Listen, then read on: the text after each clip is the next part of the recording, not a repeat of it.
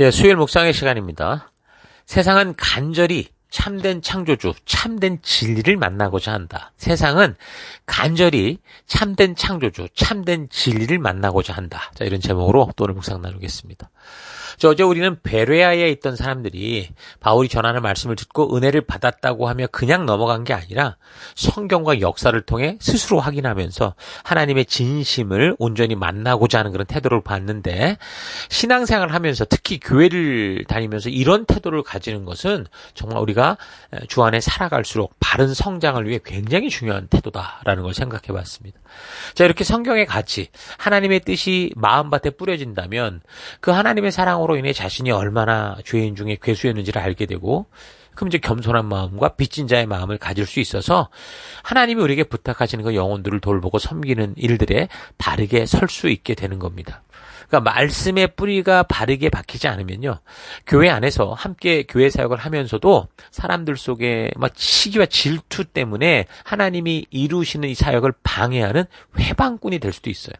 그러니까 시기와 질투라는 이 욕심은 사람들의 정상적인 생각 시스템을 마비시키고 모든 관계를 파괴하고 자신을 비롯한 모든 사람을 괴롭게 하다가 스스로 침몰하던가, 또 그 과정에서 많은 주변의 지체들까지 상처받게 하고 고통으로 어렵게 하는 일들이 생기죠. 자, 그래서 우리는 이 베레아 성도들이 가졌던 이 태도, 말씀 요약 결단을 성실히 하고, 또한 셀 속에서 우리 지체들과 온전히 나누면서 하나님의 온전한 그 뜻, 그 부르심을 따라가는 우리가 되기를 바랍니다. 그래서 우리의 가치가 변한다면 우리는 우리의 교회, 이 영적인 가정 셀 속에서 누구를 만나든지 그 영혼들을 사랑할 수 있고 섬길 수 있고 그런 기쁨에 살아갈 수 있죠. 그래서 2025년 올 한 해 이제 곧 시작될 셀 사역을 통해서도 우리가 이런 것들을 온전히 알고 이 사명을 감당하는 우리가 될 수 있기를 바랍니다. 자, 그렇게 유대인들이 데살로니가에서 베레아까지 깡패를 끌고 와서 바울을 잡아 죽이려고 하니까 사람들이 지금 바울을 피신시켜서 이제는 아테네로 이제 보내서 거기로 갔는데, 자, 이렇게 해서 이제 바울이 그 유서 깊은 이 어떤 철학의 도시, 어떤 그런 이 그리스의 아테네로 가게 됩니다. 아테네에 와서 바울이 이 도시에 참 크게 실망을 해요. 근데 자기 나름대로 이제 처음에 이제 공부할 때, 그리스 헬라 철학을 공부할 때, 저들이 학문을 배우면서 이 사유하는 그 깊이, 이 철학의 본고장 아테네니까 정말 와, 대단하다 싶었는데, 근데 와 보니까 무슨 철학은 무슨 온통 그냥 미신과 막 이 자기 이 논리로 가득 찬, 우상으로 가득 찬 걸 보게 되는 거죠. 그래서 아주 이제 실망하게 됩니다. 그러니까 유대인들에게 이 미신의 문제는 어떻습니까? 우상 숭배 정말 이 사람들이 깊이 빠져 있었잖아요. 남부강국 시절에.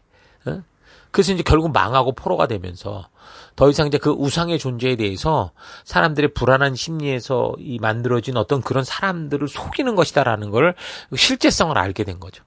그래서 세계 강대국이 섬기는 우상이라는 게 그 나라의 어떤 정말 살아있는 어떤 힘을 주는 게 아니고 창조주 하나님이 말씀하신 대로 이 역사가 흘러간다. 이 모든 욕심의 그 결과가 우상이고 미신이고 이렇다라는 거를 그들이 이제 바벨론에 결국 잡혀가고 나서야 알게 되잖아요. 그래서 이제 포로 시대 이후에 유대인들에게 이제 우상 문제, 미신 문제, 이건 더 이상 문제가 되지 않았습니다. 자, 그런데 이 철학의 본고장, 사물과 삶의 원리에 대해서 생각하고 어떤 생각하는 어떤 도시? 그러니까 사유하는 도시라고 할 수 있는 이 아테네에 와봤더니 얼마나 별의별 신들이 많은지 바울이 속으로 격분했다라고 할 정도. 16절. 바울이 아테네에서 그들을 기다리고 있는 동안에 그는 온 도시가 우상으로 가득 차 있는 것을 보고 격분했다. 격분했다라는 것은 화나고 짜증났다 이거보다, 화났다 이거보다 최고의 철학을 주장하던 저들이, 그렇게도 생각을 기피한다는 저들이 참된 길을 모르니 방황하는 것을 본 거죠. 안타까움이 있었다라고 볼 수 있습니다. 그래서 그는 17장 17절에 그래서 바울은 회당에서 유대 사람들과 이방 사람 예배자들과 더불어 토론을 벌였고, 또한 광장에서 만나는 사람마다 날마다 토론했다, 이렇게 얘기를 합니다. 그러니까 바울이 누구를 만나든지 전하고 토론하고 외친 것은 예수가 그리스도다라는 사실, 하나님이 살아계시다, 그분이 창조주다라는 이런 거였죠. 그리고 그분이 보낸 그분이 바로 그리스도시고 그분이 예수고 그는 죽었다 부활했다라는 거. 17장 18절. 그래서 몇몇 에피쿠로스 철학자와 스토아 철학자도 바울과 논쟁했는데 그 가운데 몇몇 사람은 이 말쟁이가 도대체 무슨 소리를 하려는 거냐 하고 말하는가 하면 또 몇몇 사람은 그는 외국 신들을 선전하는 건 사람 같다. 외국의 어떤 다른 신을 말하기도 하였다. 그것은 바울이 예수를 전하고 부활을 전했기 때문이다. 자, 우리가 살아가는 이 시대는요, 복음 전파의 핵심이 십자가다라고 한다면, 사도들과 이 바울이 그때 당시 전했던 복음의 핵심은 십자가보다 부활, 그리고 예수님의 재림이었습니다. 자, 그 당시 십자가에 못 박히는 죽음은 신명기 21장 23절을 근거로 볼 때 그건 저주받은 죽음이라고 성경이 분명히 얘기를 하거든요. 그러니까 죽을 죄를 지어서 처형된 사람의 죽음은 나무에 매달아 둬야 된다. 이렇게 얘기를 해요. 그래서 이제 사도 바울 같은 경우 고린도전서 1장에서 어떤 게 이걸 유대인들이 다 알고 있고 이렇게 이제 생각하고 있으니까 1장 23절에 고린도전서 사도 바울은 이걸 이용해서 어떻게 얘기했냐면 우리는 그리스도를 전하되 십자가에 달린 분으로 전한다. 이것은 유대 사람들에게는 꺼리낌이다. 이방 사람들은 어리석게 보이는 거다. 이렇게 말을 하거든요. 자, 그러니까 예수가 그리스도사라는 이 사실을 증명하고 알게 하고 전도해야 되는 그 입장에서 그럼 그 예수가 누구냐고 하면 십자가에 못 박혀 죽은 사람이다라고 하는 거는 유대인들이 볼 때 성경적으로 봐도 이건 저주받은 사람이지 무슨 메시아냐 이런 문제가 발생하는 거죠. 그리고 이방 사람들이 볼 때 신은 전지전능해야 되는데 사람의 손에 십자가에 못 박혀 죽었다? 이게 정말 우습게 보는 거죠. 그래서 사실 이런 문제는 제자들도 혼란스러웠을 거예요. 이게 이해가 잘 안 되는 부분이거든요. 근데 예수님의 약속을 믿던 제자들은 어떻게 해서 끝까지 예수님과 함께함으로 말미암아 예수님의 죽으심과 부활과 또 그 약속했던 성령의 임재를 그들이 경험하잖아요. 그래서 이제 그 예수님의 그 십자가의 저주의 죽음이 이게 어떤 의미구나라는 걸 알게 된 겁니다. 그래서 저들은 예수가 다윗의 집에 그 기름 부음 받은 이 왕의 혈통이다라는 거를 그래서 증명을 했던 거고 그 십자가의 죽음은 바로 우리가 받을 저주의 죽음 이걸 대신 받은 대속의 증거다라고 얘기를 한 거고 그래서 이제 예수님이 하나님께서 약속하신 메시아다라는 것과 예수님이 죽으시고 부활하고 승천하셔서 지금 하나님 우편에 계신 만유의 주가 되셨다라고 전하고 이제 그분이 곧 오실 거다. 이거를 전했던 거예요. 그래서 예수님이 십자가에 죽은 이것을 숨기기보다 더 알렸던 거죠. 그러나 그런 그가 부활하신 사실을 확실하게 증거함으로 어떻게 됐다라는 거예요. 나무에 죽은 것 같으나 이건 대속이다. 우리가 죽을 수밖에 없는 것에 대한 대신의 죽음이었다라는. 그래서 예수 그분이 그리스도다라는 것을 전했던 거죠. 그러니까 그 당시 복음 전파의 핵심 메시지는 십자가보다는 부활과 재림이었던 거죠. 그래서 바울이 이 사실을 알고 그가 만나는 사람마다 가는 곳마다 죽음에서 부활하신 예수가 그리스도다. 메시아다. 그분 곧 오신다. 이 이야기를 하는 거예요. 그러니까 바울도 처음에는 그 사실이 믿겨지지 않았기 때문에 예수님께서 직접 그를 이제 찾아 만나 주셨던 거고. 그래서 그렇게 부활하신 예수를 그가 직접 만났을 때 그의 인생은 이제 교회를 핍박하는 박해자에서 온 세계의 생명들을 하나님의 부르심 앞으로 인도하는 증거자, 증인, 전도자로 완전히 바뀌었던 겁니다. 자, 그래서 바울이 이 아테네에 있으면서 유대인 회당이나 다른 토론장에서도 그렇게 이제 죽음에서 부활하신 예수에 대한 것을 증거하고 그리고 외쳤던 건데 17장 19절. 그들이 바울을 붙들어 아레오바고 법정으로 데리고 가서 당신이 말하는 이 새로운 교훈이 뭔지 우리가 좀 듣고 싶소 이렇게 얘기를 한 거죠. 여기서 이제 바울을 아레오바고로 데려갔다고 했는데 이 아레오바고라는 건 좀 이따 얘기를 할게요. 이렇게 데려갔던 사람이 에피큐리어스 학파의 철학자들, 스토이즘 철학자들이라고 그랬단 말이에요. 이 에피큐리어스 학파는 한마디로 말하면 향락주의, 쾌락주의를 주장하던 그런 학파고, 스토이즘은 금욕주의를 주장하던 학파입니다. 그러니까 저들이 주장하고 믿는 바가 완전히 쾌락과 금욕, 이거 완전히 반대잖아요. 상반되잖아요. 그러니까 이 두 유명한 학파가 인생을 이해해가는 데 있어서 접근하는 방법이 완전히 달랐던 건데, 근데 세계를 이해하는 가치관이 완전히 상반된 이게 이제 에피큐리오스 학파, 스토아 학파였는데, 근데 이제 좀 비슷한 거는 그런 절대의 기준이 없는 자기들의 생각과 경험들을 바탕으로 인생을 풀어가는 거다 보니까 누구의 답이 옳다고 그렇게 절대로 주장할 수 없는 그런 상황들이었고, 공통점은 뭐냐? 그저 답도 없고 기준도 없는 변론을 좋아하는 철학자들이었다라는 거예요. 그래서 바울이 아무리 신실하고 충분히 알아듣도록 복음을 전해도 이들이 그걸 받아들이지 못하는 거예요. 자, 그러니까 이 사람들이 바울에게 뭘 좀 더 들으려고 하는 거는 복음을 들으려고 한 게 아니고요. 원래 이 아테네 사람들이나 그곳에 사는 외국인들이 모두가 새로운 것을 찾아서 듣고 토론하고 이런 걸로 세월을 보내는 사람들이었어요. 그래서 바울이 전하는 이 생명의 복음, 창조주 하나님의 이 전도조차도 그런 어떤 인본주의적 이론, 자기들이 보는 어떤 신 중에 하나, 이런 식으로 생각했던 거죠. 그런 이제 아레오바고라고 아까 얘기를 했었는데, 아레오바고는 어디냐면 중요한 결정을 하는 의회라고 할 수 있어요. 그러니까 아테네 도시의 유력한 원로나 재판관들이 모여서 뭐 역사나 철학이나 모든 종교 문제들을 토론하면서 뭐 재판도 하고 막 이러던 그런 곳이었어요.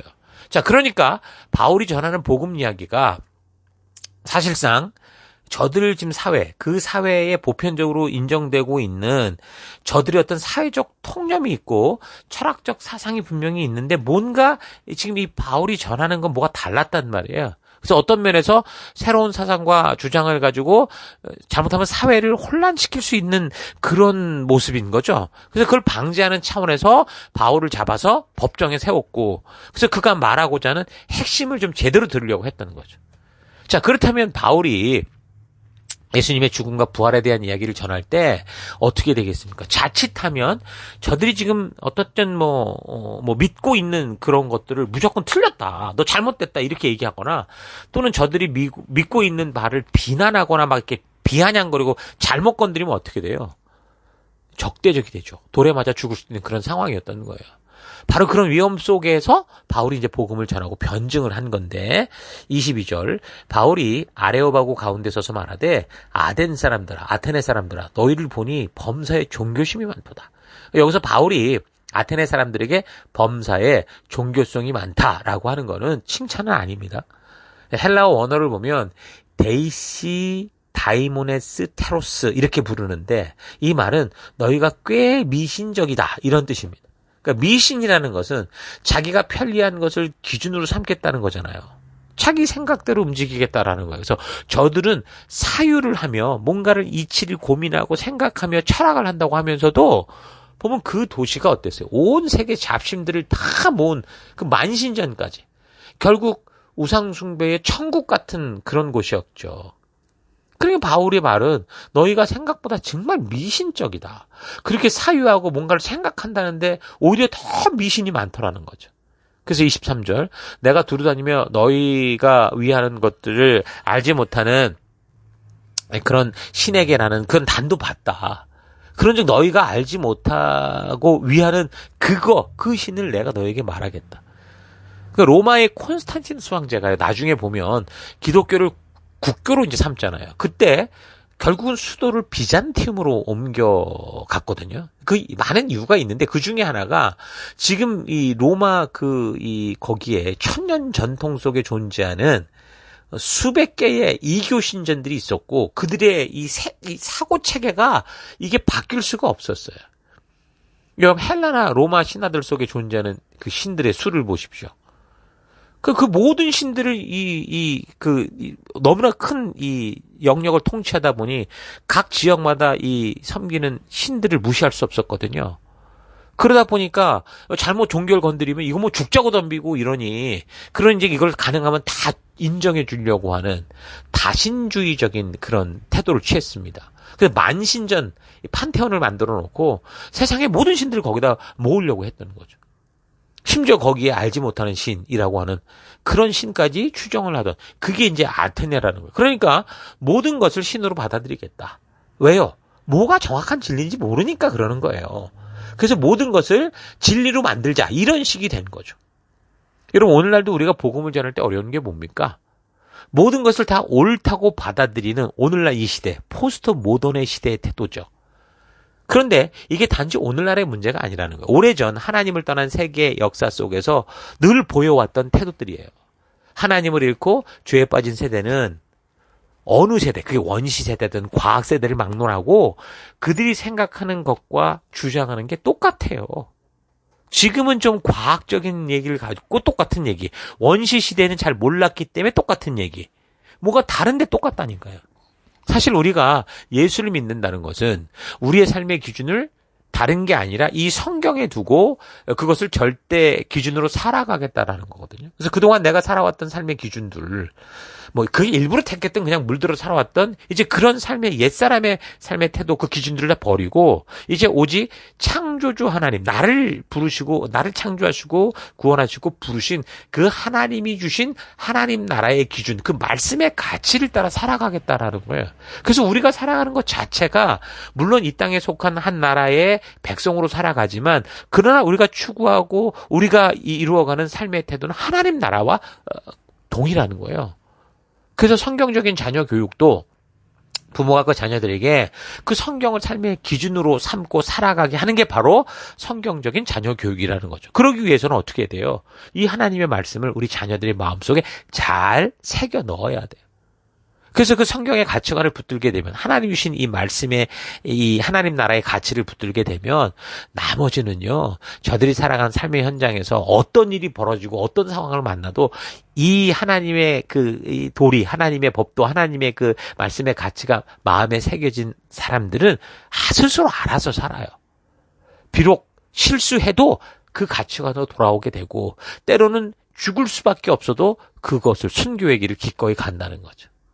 그런데 부모가 아이들에게 그런 성경적 가치 교육을 하지 않고 나중에 이제 성경적 가치에 바탕을 둔 삶의 방법만을 요구하고 기도해라, 교회 나가라, 뭐 억지로 시키게 되니까 그 가치가 심어지지 않은 아이들은 점점 세상을 편애하게 되고 결국 거기로 가게 되는 거죠. 세상은 그래도 뭔가 다 받아주는 것 같으니까. 그러니까 성경을 삶의 기준, 절대 기준으로 삼고 살아갈 수 있는 스스로의 교육, 그런 자녀 교육이 될 수 있기를 바랍니다. 이 말씀의 가치가 받아들여지는 것, 그게 거듭남이고 그게 새로운 사람, 새 사람이 새 언약 백성의 삶이라는 거예요. 어찌됐든 역사 기록을 참고하면 이 알지 못하는 신이라는 재단이 있었던 이유는 이 바울보다 훨씬 이전 시대에 거기 한번 역병이 심하게 돌았던 적이 있었는데 아테네 사람들이 여러 신들을 찾으면서 재단을 쌓고 막 이렇게 고쳐달라고 해도 그 역병이 멈추지를 않았던 겁니다. 그래서 아테네 사람들이 결국 지푸라기라도 잡는 심정으로 여기 있는 신들 다 안 되니까 알지 못하는 신에게라는 재단을 쌓았는데 근데 그때 즉시 그 역병이 가라앉는 일이 있었다라는 거예요. 그래서 이제 그런 재단이 거기에 존재했다고 하는 거죠. 그래서 사도 바울이 이걸 근거로 너희가 알지 못하겠다고 한 그분을 내가 알려주겠다 하면서 하나님을 소개하는 거예요. 절대 기준, 진짜 창조주를 말하는 거죠. 17장 24절. 우주와 그 안에 모든 것을 만드신 하나님은 하늘과 땅의 주님이시므로 사람의 손으로 지은 신전에 거하지 않으십니다. 또 하나님은 무슨 부족한 것이라도 있어서 사람의 손으로 섬김을 받는 게 아닙니다. 그분은 모든 사람에게 생명과 호흡과 모든 것을 주시는 분이십니다. 그분은 인류의 모든 족속을 한 혈통으로 만드셔서 온 땅 위에 살게 하시며 그들이 사는 시대와 거주의 경계를 정하셨습니다. 자, 그러니까 너희가 너희의 근원을 찾고 어디로부터 이 세상이 시작되는지를 그렇게 찾고 있는데 그 시작이 그 알지 못하는 너희를 낳게 했던 그분이 바로 살아계신 창조주 하나님이시다. 그분으로 말미암아 모든 인류와 이 역사와 모든 게 존재하는 거다 얘기를 한 거죠. 27절.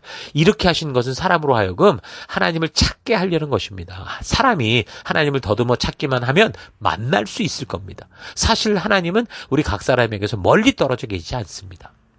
자, 이렇게 만물의 규칙을 정하시고 한 사람 아담으로부터 이 온 세계를 시작하신 거는 너희가 이 세상 만물을 볼 때 왜 그럴까 생각하며 그 원인의 시작을 찾아가다 보면, 그러니까 사유하다 보면 그 시작이 결국은 이 누군가가 있다. 그러니까 하나님이다라는 거를 알 수 있게 결국은 정말 제대로 고민하고 제대로 생각한다면 나에게 올 거다라는 거죠.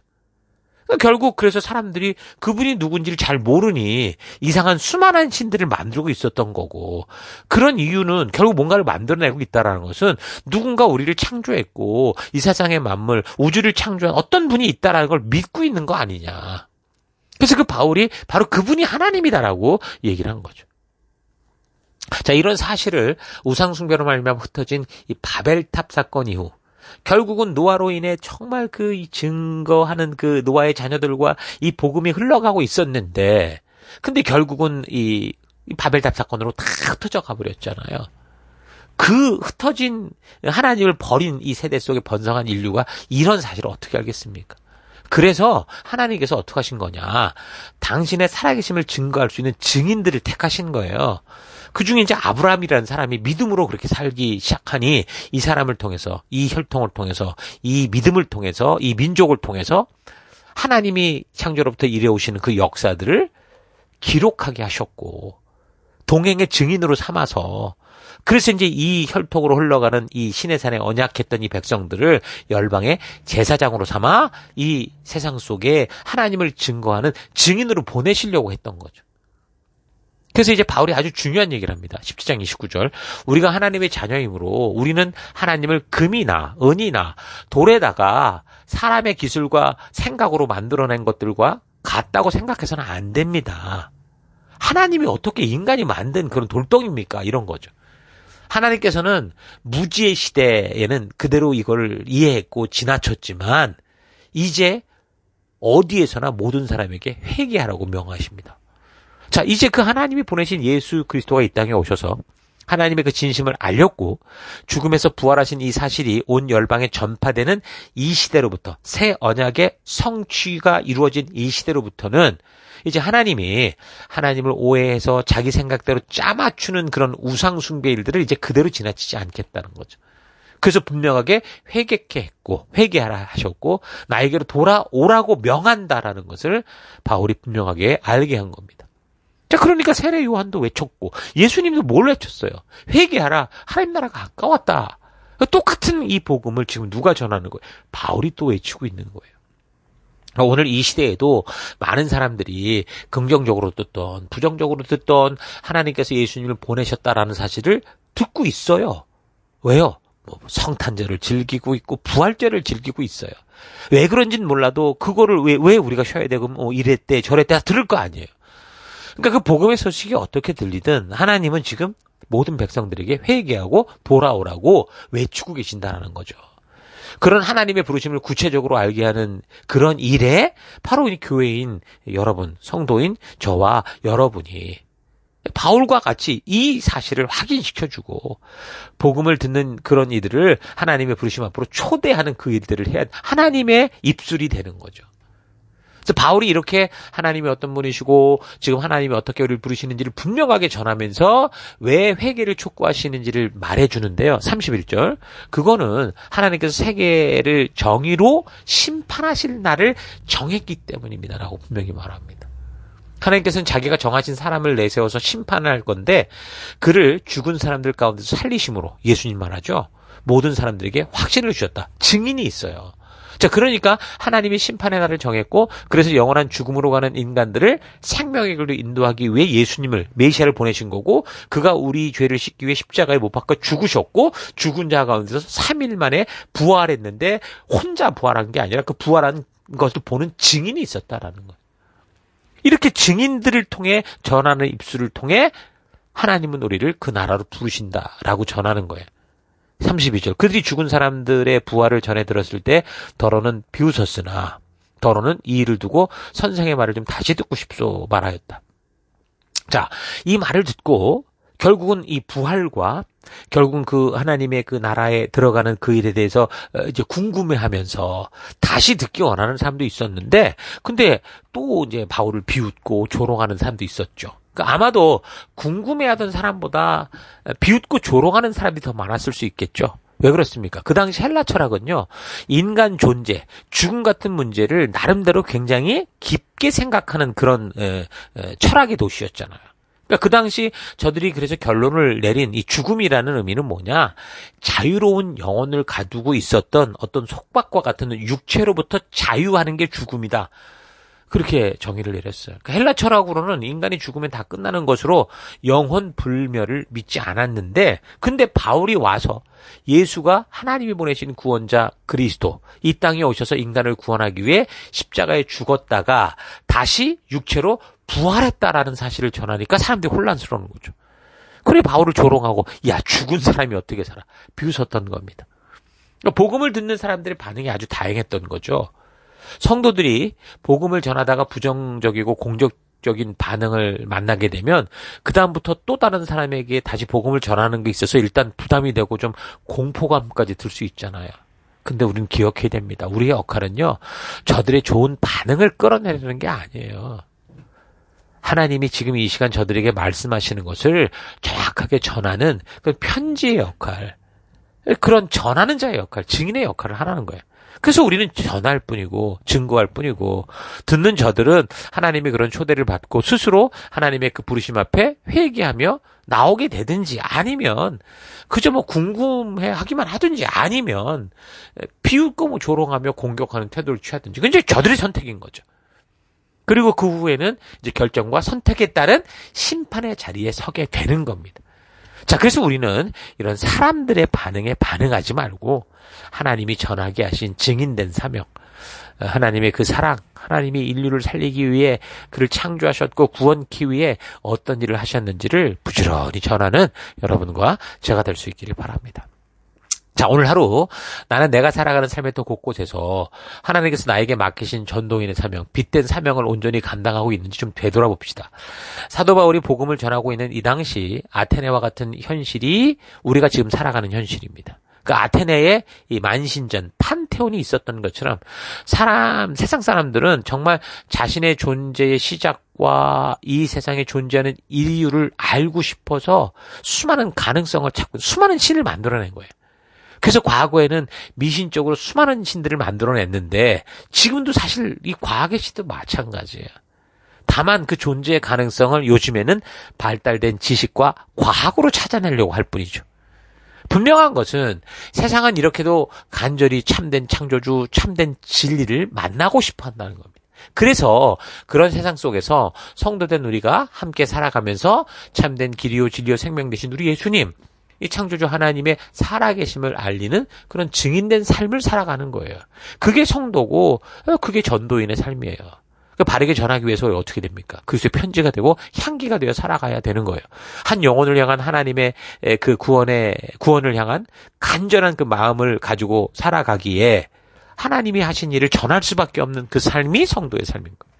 하나님께서 나를 왜 사랑하셨는지를 늘 스스로 자문하면서 값없이 나를 위해 십자가에서 목숨을 대신 주시고 내가 받을 고통과 죽음에서 나를 구원하시기 위해서 손과 발 찢기시고 고난당하신 그 사랑을 기억하면서 그래서 그 사랑을 전하는 삶, 그게 빛과 소금의 삶, 성도의 삶인 거예요. 증인된 삶이 빛과 소금된 삶인 거예요. 그래서 그 아버지의 사랑을 아는 자들은 그 하나님 말씀의 가치를 따라 살아가게 돼요. 하나님 주신 말씀, 그 법도와 규례와 명령과 가치관을 삶의 유일한 기준으로 삼고 살아가는 것. 그게 성도고 그들이 살아가는 곳이 하나님 나라입니다.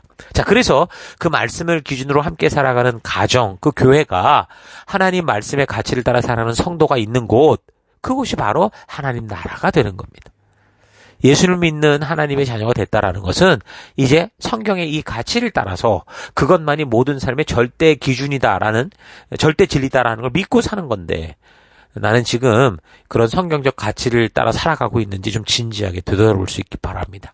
나는 나의 경험과 생각과 익숙한 가치로 말미암아 전통으로 말미암아 성경을 통해 분명하게 들려오는 새언약 백성으로서의 삶의 가치를 전혀 듣지 못하고 있는지 아니면 그 들려오는 음성으로 인해 내가 나를 변화시켜 나아가고자 하는지 오늘 하루 여러분의 삶에서 진정으로 내가 살아가는 삶의 가치 그 절대 기준을 확인하고 붙드는 삶 살아갈 수 있기를 바랍니다.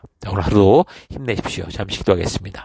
하나님, 나를 영생에 이르게 하는 삶의 절대 진리 가운데로 부르시고 성경이라는 절대 기준을 따라 삶의 방향을 잡고 살아갈 수 있도록 하셨는데 너무도 성경에 대해 무지했고 어렵다고 치부해서 그 가치의 기준을 받아들이는 것을 거절하거나 게으르게 살아왔던 것 회개합니다. 인본주의의 삶을 살아가는 세계 속에는 너무도 다양한 자기들의 절대 진리가 있어서 어느 누구와도 타협하지 않는 교만과 고집스러운 인생들을 살아감에도 참된 진리를 만나기 원하는 마음이 있다라는 거 우리가 잘 그들의 중심을 보고 그래서 오직 주의 말씀이 삶의 기준이 되는 나의 가정을 바르게 세우고 교회를 바르게 세워서 참된 진리를 세상 속에 알게 하는 참된 빛과 소금된 삶 살기 소망합니다. 우리 셀 속에서 만나게 되는 영적인 자녀들에게 또한 내가 살아가는 삶의 현장 곳곳에서 만나는 모든 백성들에게 하나님의 말씀이 저들의 삶의 절대 기준이 되게 하는 그런 믿음의 삶으로 인도하는 증인된 삶, 전도자의 삶 살기를 원합니다. 하나님, 세상은 정말 간절히 참된 진리를 찾고 참된 하나님, 참된 복을, 참된 구원을 찾고 있다는 거 잊지 않고 오늘도 그런 진정한 진리를 전하는 그런 믿음의 삶 살아가는 내가 될 것을 결단드리고 감사하며 예수님 이름으로 기도했습니다. 아멘.